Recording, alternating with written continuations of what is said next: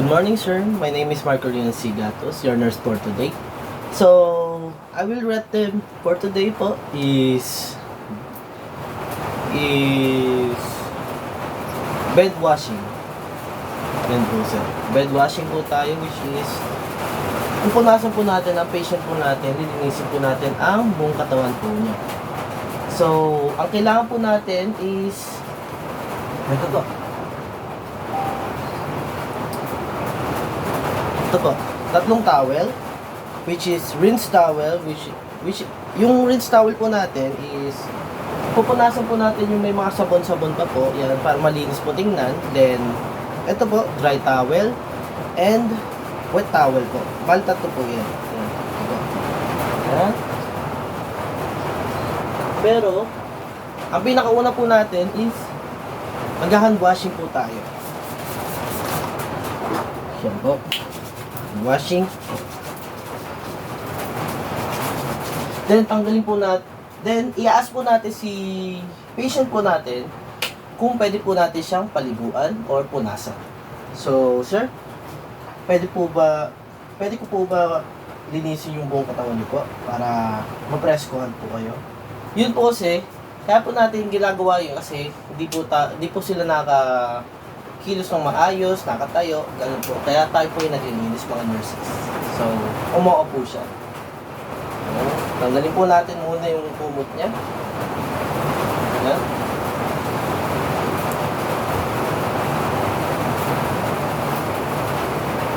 Then, i-ready na natin yung mga kailangan i-ready. So, sa wet towel po muna tayo. Ang unahin po natin is yung mukha. Ayan. Tapos ganun din po sa kabila. Ganun din po. Ayan. Ayan.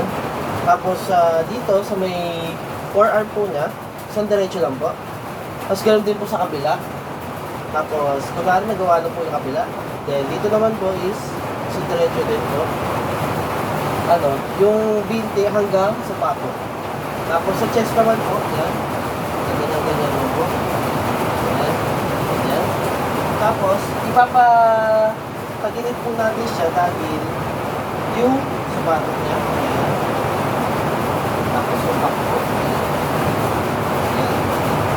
Ayan po. Ito po kasi, yung white towel po natin, may po siya, may sabon na po. Ayan. So, tapos po yan, sa rinse towel naman po tayo. Dahil pupunasan po natin yung may mga sabon-sabon.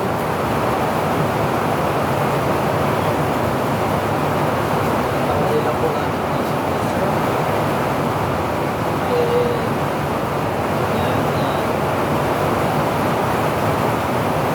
So yun po, tapusin natin tanggalin yung mga sabon.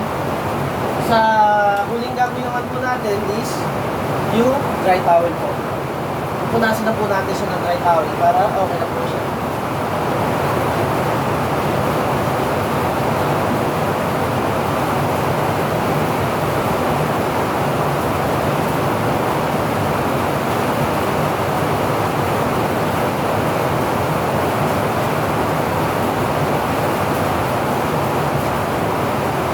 Tapos, pagtapos po nun sir, is tabi na natin yung gamit po.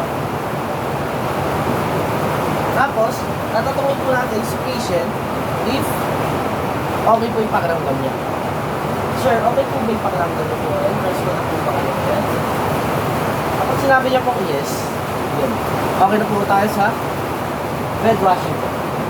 So, yun lang po sir. Thank you po.